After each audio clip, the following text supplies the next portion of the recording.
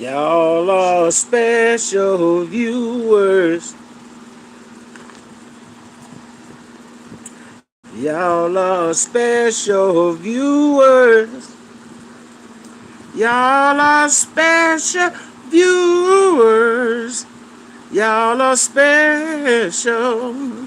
I guess y'all said, this boy Andre think he can just sing, and I know I can't, but I don't mind humming. Y'all are special viewers, and I'm thankful. Y'all are special viewers, and I'm thankful. Yeah, once again, Andre Wade with Just Release. Just come to reminisce about some things. Yeah, letting y'all know that how special y'all are. And I just have to be the luckiest guy probably in the YouTube world to have such a viewer cast. And I'm so thankful. Yeah, I'm so thankful. I just want to let y'all know that this morning. And I woke up with y'all on my mind. I woke up with y'all on my mind. And all I could think about was how special you all were. And how, whenever I review comments and everything, and it shows how special you are. And I just want to thank you today. I just want to let you all know I'm so thankful. Yeah, and I pray peace upon y'all families today. I pray peace upon those who are incarcerated, men, women, and teenagers. And I cannot express that enough because I just can't never get enough of feeling what it's like to be incarcerated in such a time when you want to. Good morning, all right, Ray, all right. Good morning to you. You know, I can remember. I can remember when we used to hit 'em up. Yeah, I can remember when we used to turn it out. Yeah, they used to turn us out there in them fields. They used to be so hot in the early 90s. That probably was the hottest time I can remember being incarcerated. I told you it was so hot the paint used to fall off the walls in the cells. You go in the cell and sit there, be so hot, and all of a sudden the walls say, "Ooh, it's hot." All right, all right, all right. God bless you all. God bless you all this morning. Because, I told you, I'm so thankful. I'm so thankful, and every day that I wake up, God shows me how thankful I could be when I'm loving Him.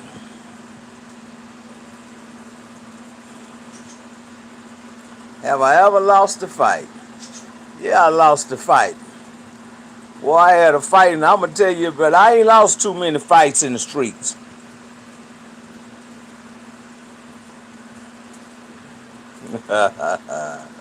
Yeah, I had my share of wins, but I took my losses just like I took my wins.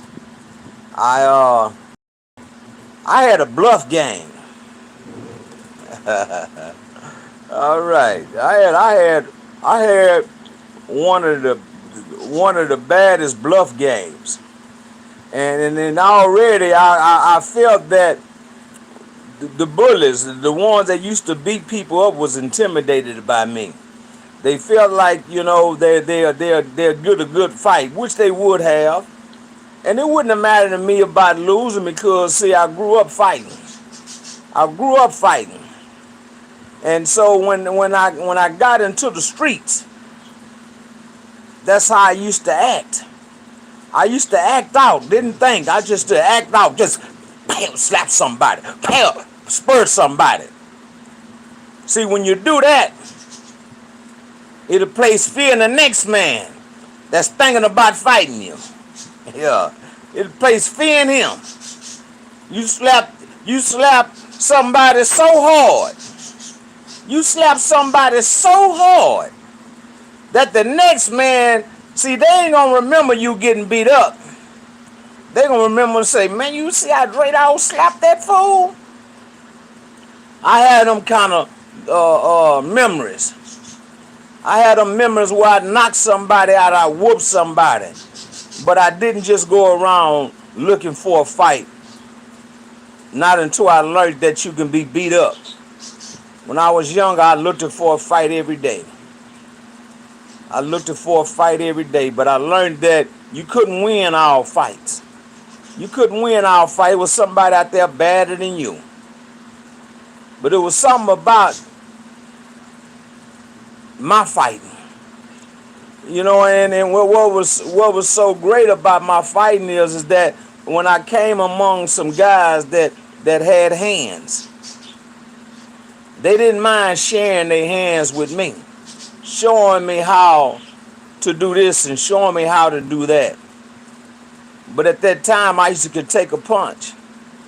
See, you got fighters but couldn't take no punch. So I used to could take a punch. I ain't had no glass jaw. One time I got knocked down that I can remember. But I got up and I whooped that boy. I'm talking about, I put them things on that boy. I put them things on. I remember one time I let a dude hold a pistol on me while I whooped his brother. I said, yeah, you can hold your gun. I was drunk. I was drunk then, but I whooped him. But the boy didn't shoot me. But I whooped his brother. But I whooped his brother in style. See, if I knocked you down, I didn't stomp you. I let you get up. I let you get up and say there was enough. See, I didn't kick you in your face and all that. There had to be a robbery in process. And I used to say, all right, people. Let's not make a simple robbery into a murder case, people. But I had no murder on my mind. I just wanted the money or whatever I was out to get. Yeah, I had some nice fights. I remember the time when I finally got beaten up in prison. And what was so ironic about the fight is that I was coming out of the shower and I had shower slides on. And one thing you didn't get caught into a fight is having shower slides on, unless you was somebody like Kung Fu. See, Kung Fu, he fight barefooted. It didn't matter. Kung Fu gonna get out there. Now you had different types of Kung Fu's. Now don't go be thinking I'm talking about the one out of San Antonio. No, I'm talking about the one out of H-Town. I'm talking about the boy that thighs was so big, and he was bad with his feet and bad with his hands. And I appreciate the fighting guards that they ain't never allow me out to fight somebody like that. Run up on somebody that had hands and feet. But I knew a guy, I grew up with him, and we used to fight side by side. They called him Jap, straight up out of 3rd Ward. Old Jap. Jap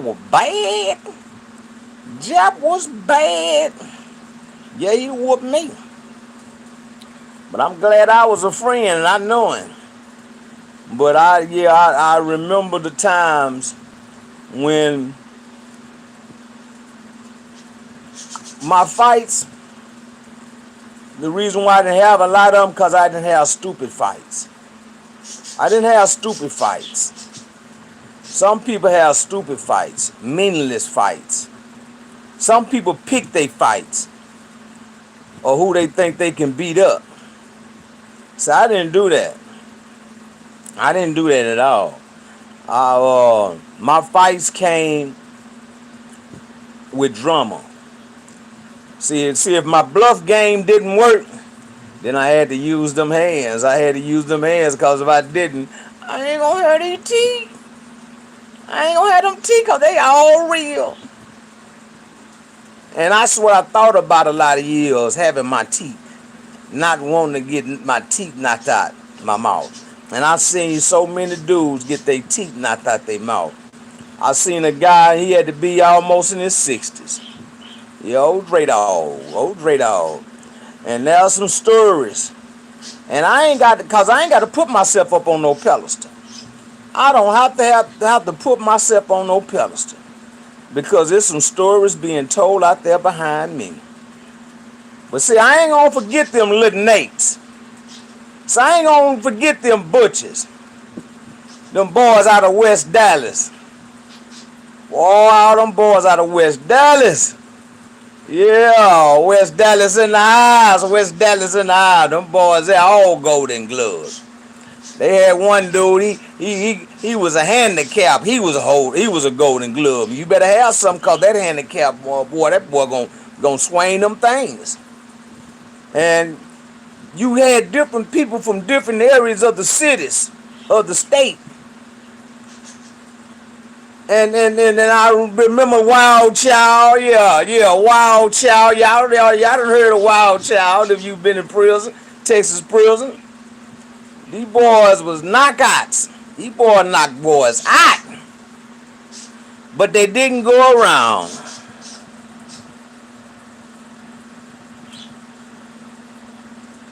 My biggest heartbreak. My biggest heartbreak was in I think that was 1991, and we was in the fields, and they used to give us these little thin jackets for the winter time. They didn't give us the big, thick green jackets that they used to give the trustees. And at that time, I had only been incarcerated for over a year. And so we all in 7-hole, it was about 73 of us.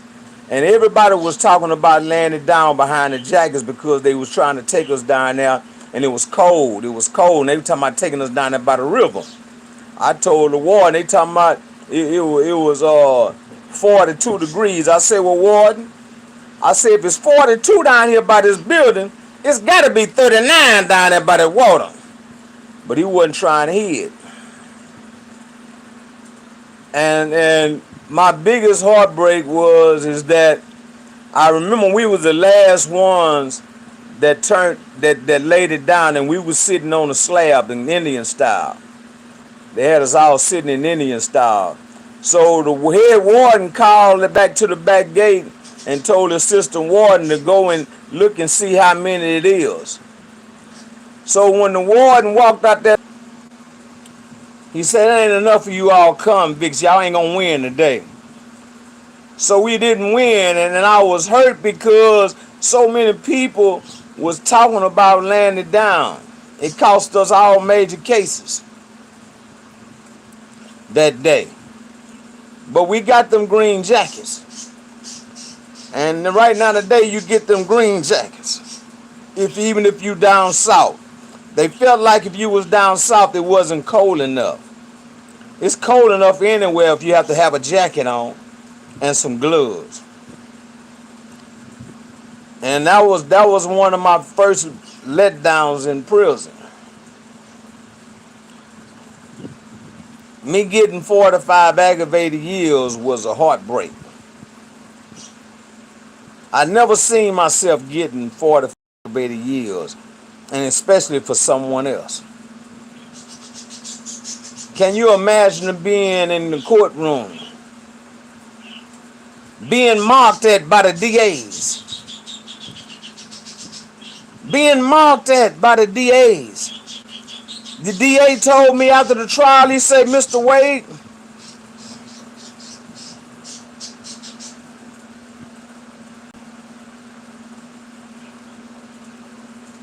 and you know what? To be honest with you,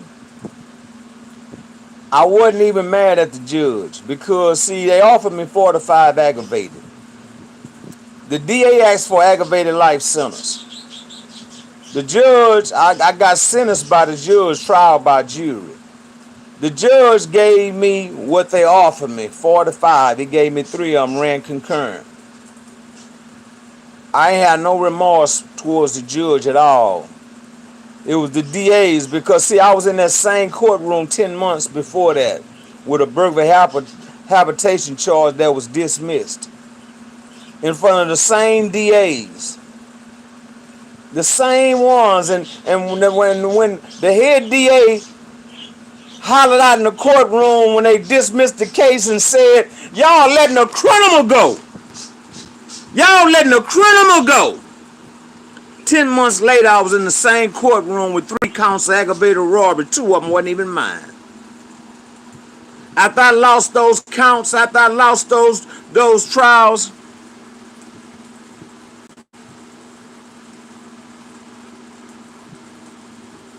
that's right. That's right. That DA told me after, he said, Wade, he said, I know you ain't do them other 2 robberies. He said, but fight them on appeal. He said, because we're going to go sit on the lake this weekend. And we're going to drink Lowenbräu and talk about this. They offered me 80 years unaggravated. Was the plea bargain. I was 25 years old. 25 years old, and these people was trying, was trialing me as an habitual criminal. Already. There's so many reasons why I must stay free. There's so many reasons why I must do just release. Because I want the people to know how our system is and how they feel towards people that they feel that don't care about their system. Yeah, at that time, I can be honest with you all. I was hell on wheels. I was hell on wheels, but it wasn't a crime that I committed. I didn't say I did. They went out their way to convict me.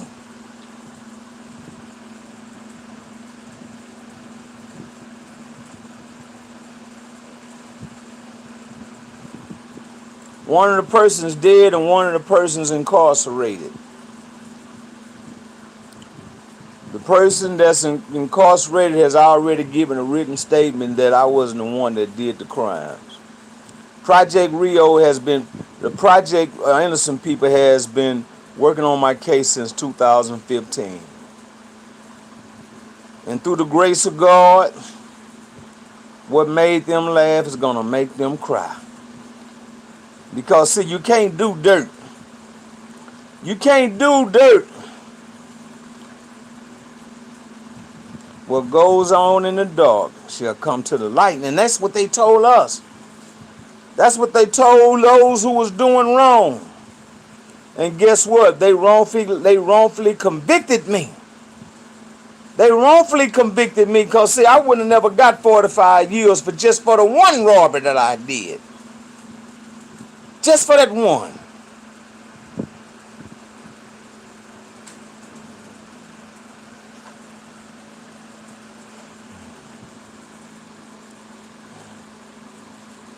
You know, I get emotionally moved. And your brother is getting the same thing. No, they not on life. They're not on life. Thank God. I wouldn't ask for life on not one man, not one female, and not one child. No, changes done took place since that time.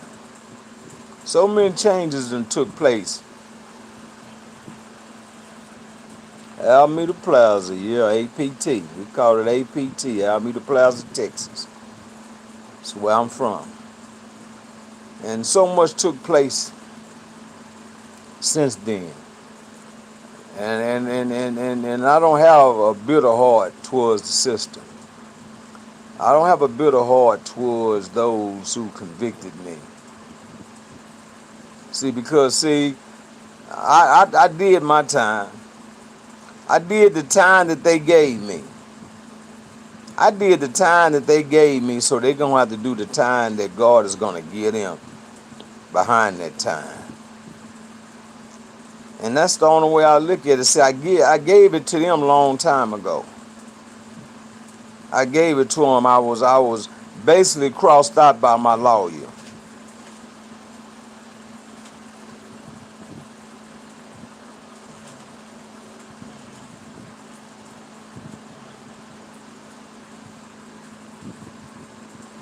You know, when I got released, I didn't feel nothing about when I got arrested or when I got that time. All I was, all I felt was freedom, and my family was. They was out there at the walls and the smiles, and I was so happy.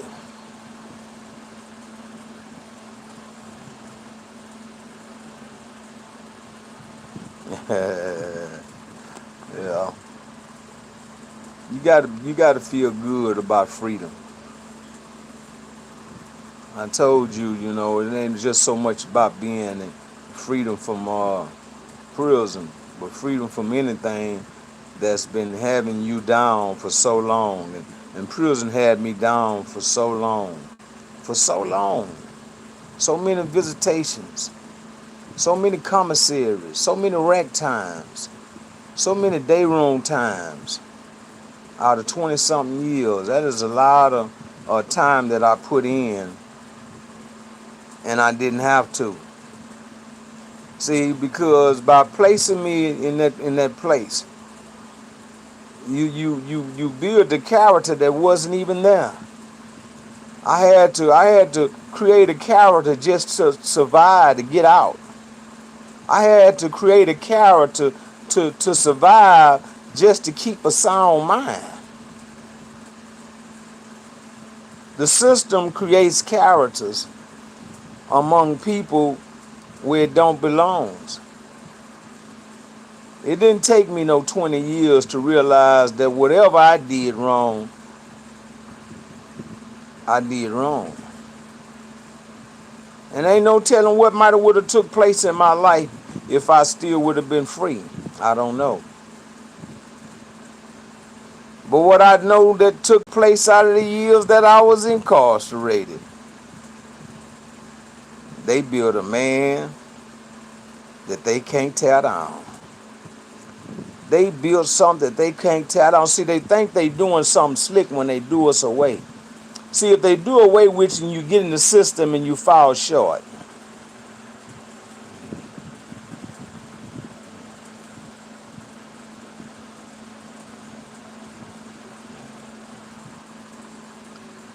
I learned tolerance. I learned patience. I learned to be able to deal with people because I hadn't been able to deal with people but in a certain manner. And I'm talking about on both sides of the fence. I'm talking about offenders as well as the administration. I had when I remember my disciplinary didn't coincide with my being, my person. So a warden couldn't believe that my disciplinary matched it the way I carried myself. So I was a S4. I was a S4.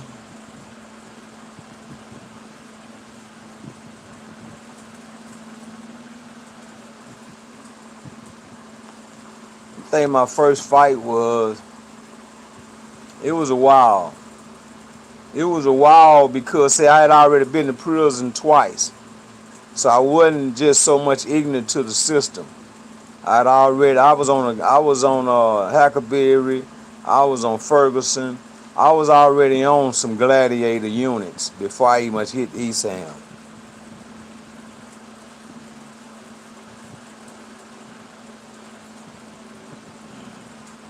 Yeah, I told you tolerance is one of my greatest things that I learned in prison that's so much beneficial to me.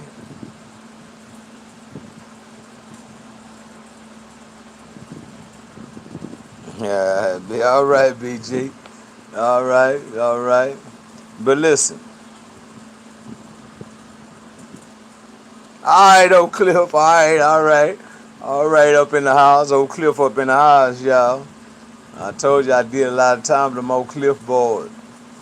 Yeah, if you did some time with me, you already know, and you already know. But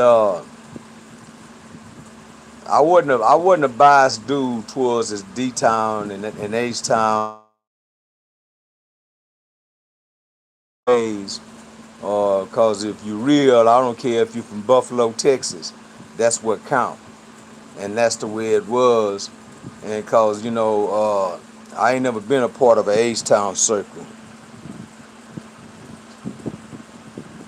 Yeah, I'm glad I'm back home with fam too, huh?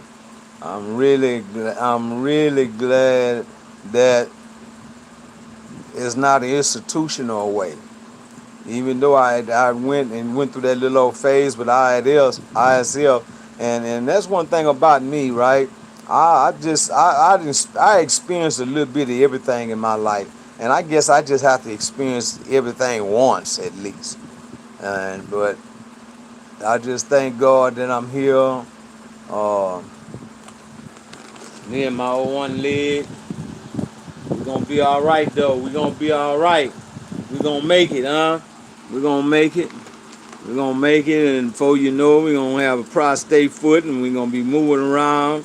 And I seen a guy one time, and he lost his leg. It looked like he lost his life. It looked like he had lost his life. I'm talking about so much was taken away from this guy.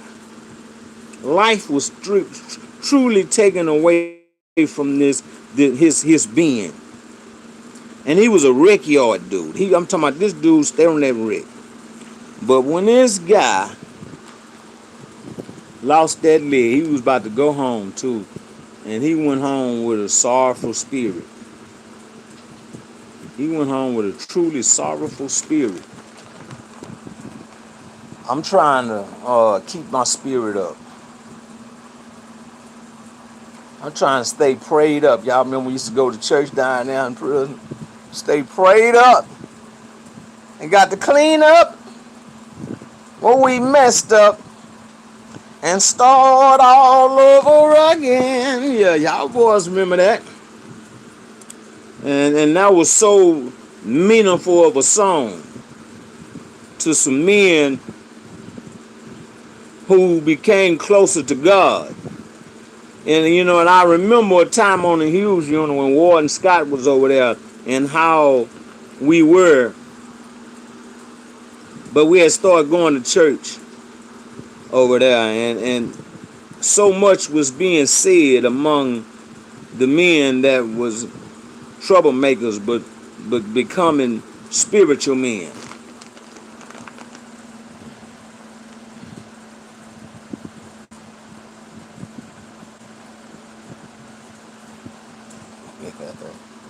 Yeah,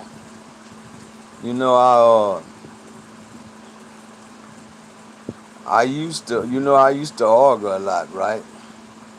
I used to argue a lot, and what used to make me so mad was I used to be arguing with clubs. I used to argue with clubs, and my partner then would sit there and he'll just shake his head, and he'll say, "Man, Dre Dog, you tripping, man? You tripping? Why'd you stay arguing with this man? You know this man wrong." And that was crazy because we found ourselves in them day rooms for so many years, arguing about sports, arguing about women, arguing about everything. We used to argue about everything down there, huh? But one thing took place down there. Oak Cliff, North Dallas, Funky Time, Stop Six, San Antone.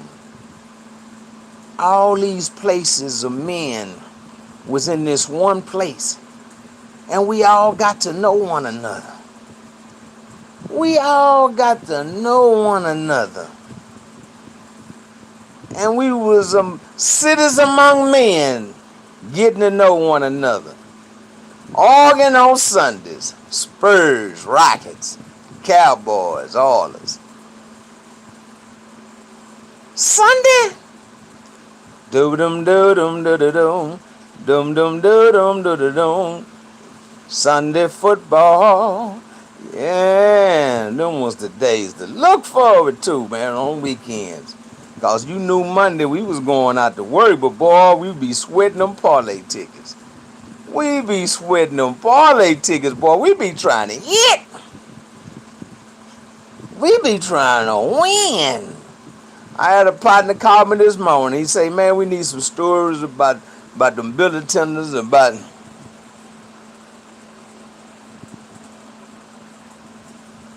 how you talk to girls, man. Hey, man, I know you ain't that same one messing with me about that. Hey, man, how you talk to girls, man? You better put on a smile.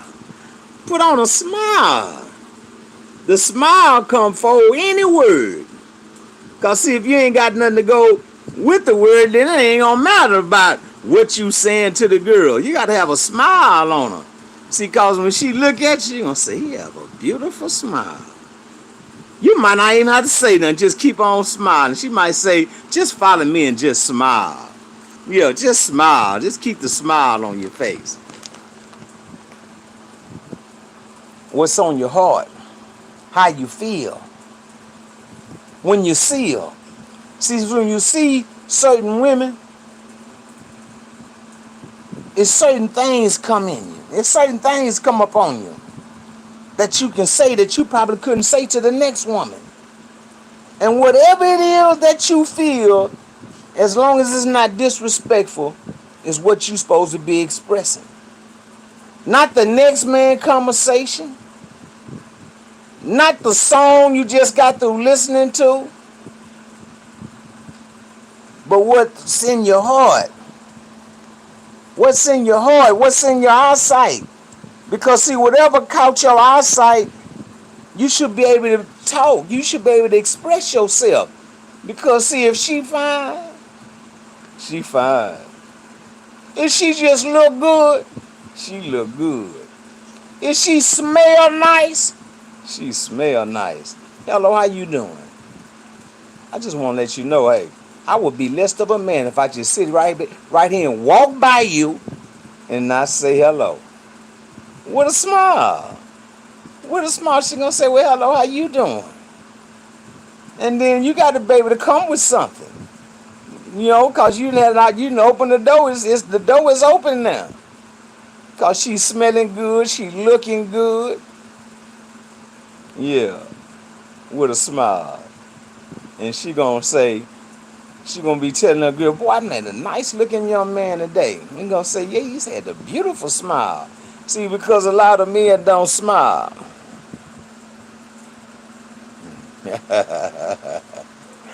I ain't here to give you the game.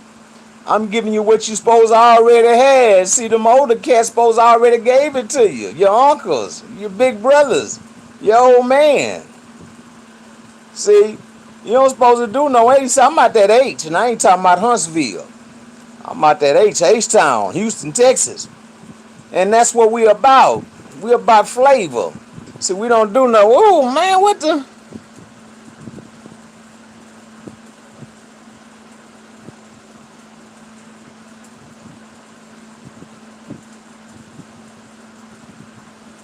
Yeah.